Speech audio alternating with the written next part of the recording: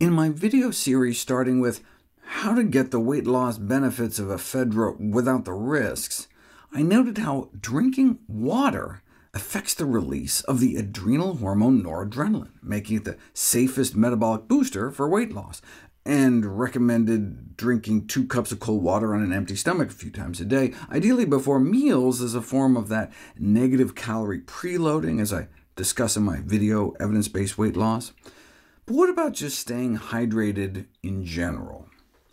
In a national survey, one of the weight control practices most associated with successful weight loss was drink plenty of water.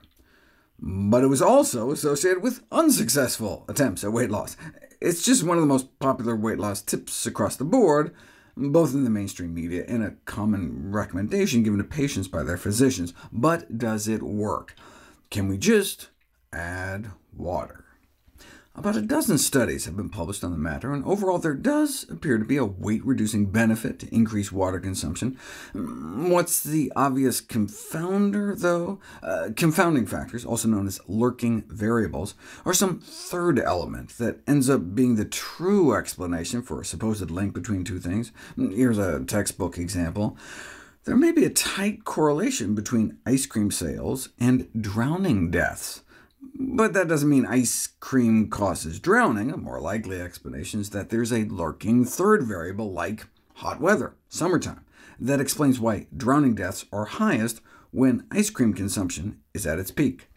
So what might be a confounding factor that offers an alternate explanation of why those who drink more tend to lose more weight?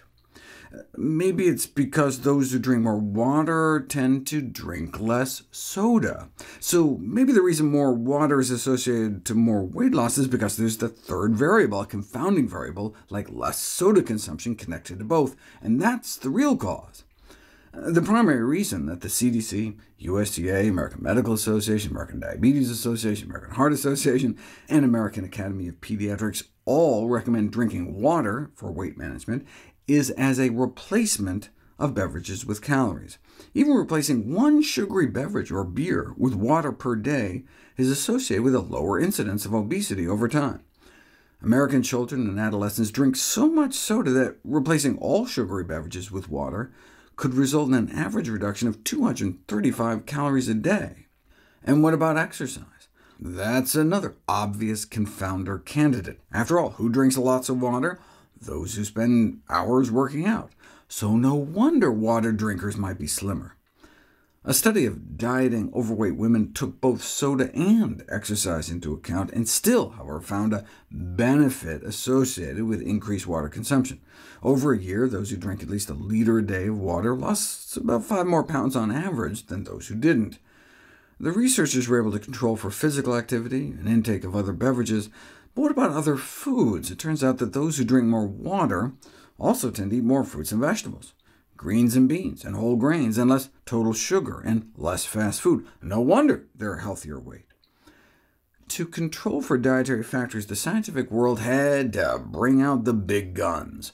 Harvard's big cohort studies that followed the diets and health of more than 100,000 doctors and nurses for decades. They were able to control not just for other beverages and lifestyle factors such as exercise, smoking, sleeping, and TV watching, but a wide range of healthy and unhealthy food intakes, from fruits and vegetables to meat and candy consumption. They were the first to show that increasing water intake per se was independently and significantly associated with less weight gain over the long term.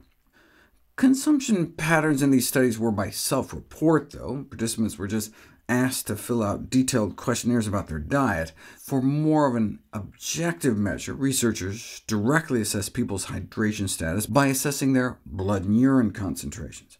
In both adults and children, the more hydrated people were, the less likely they were to be obese. Spot-checking urine from nearly 10,000 men and women, research found that nearly half of obese individuals were walking around underhydrated, compared to fewer than 1 in 3 individuals who were normal weight or lighter. The problem with snapshot in time studies is you don't know which came first. Did underhydration lead to obesity, or did obesity lead to underhydration? At a heavier weight, you actually need more water. the daily water requirements of a man of average height weighing 210 pounds may actually be 4 cups more than the same man at 160 pounds. And who's more hydrated?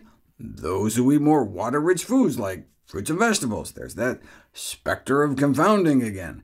The only way to prove cause and effect is to put it to the test in an interventional trial, which I'll cover next.